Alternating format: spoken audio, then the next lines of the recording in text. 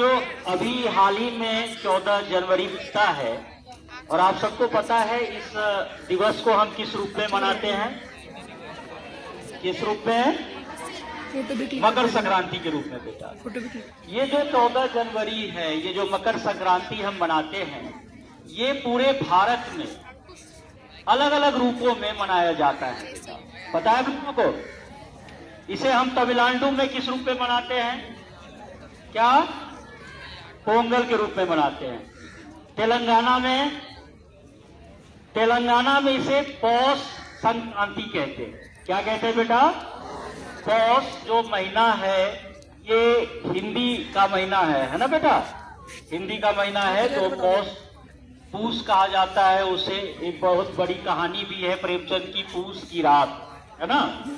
तो पूस और माघ के बीच का संक्रमण का जो काल होता है, संक्रमण मतलब जब दो कालों को जोड़ने वाला समय होता है, ये संक्रांति होता है। पौष और माघ के बीच का जो काल है वो मकर संक्रांति के रूप में मनाया जाता है भारत में, है ना? यही पंजाब में हम इसको लोहड़ी त्योहार के रूप में मनाते हैं, है ना? पोंगल तमिलनाडु में, असम में भोगली बिहू कहा जाता है। क्या कहा जाता है?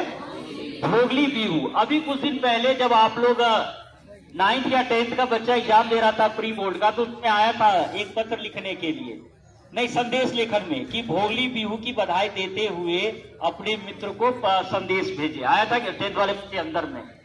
तो ये जो संस्कृतियां हैं, ये जो त्योहार है बेटा, ये सब खुशी के लिए मनाया जाता है। और ये खुशी किस लिए? क्योंकि हमारा देश कृषि प्रधान देश रहा है। कैसा देश रहा है बेटा? हाँ, रहा नहीं है, आज भी है। हमारे यहाँ कृषि कार्य से जुड़े हुए लोगों की संख्या ज्यादा है। जो लोग एसएसटी पढ़ रहे होंगे, इकोनॉमिक्स पढ़ रहे होंगे, वो आंकड़े के रूप में आपको बता देंगे कि कितने प्रतिशत जो लोग हैं ये कृषि कार्य में लगे हुए हैं, जिनके कारण हमारे तक भोजन सामग्री, खाद्य सामग्री पहुंचती है। तो उनकी फसल कटाई होने के बाद जो फसल घर आती है और उस फसल के आने के बाद जो खुशी मनाते हैं, व्यक्त करते हैं, वो अलग अलग तरीके से इन दिनों में जो मैंने आपके नाम बताया है उसके तहत उसका वो आयोजन करते हैं और वो खुशी को सेलिब्रेट करते हैं। और हमारे लिए सीखने वाली बात जो है बेटा, वो आपको साइंस और एसएसटी के टीचर ज्यादा बेहतर तरीके से बता पाएंगे। क्योंकि जब मैं पढ़ता था की तरह तो मुझे बताया जाता था कि जो सूरज वो स्थिर है और धरती जो उसका चक्कर लगाती है। पर आजकल जो मैं वीडियो देख रहा हूँ उसमें मैं देख रहा हूँ कि सूरज भी जो है आकाश गंगा का चक्कर लगा रहा है।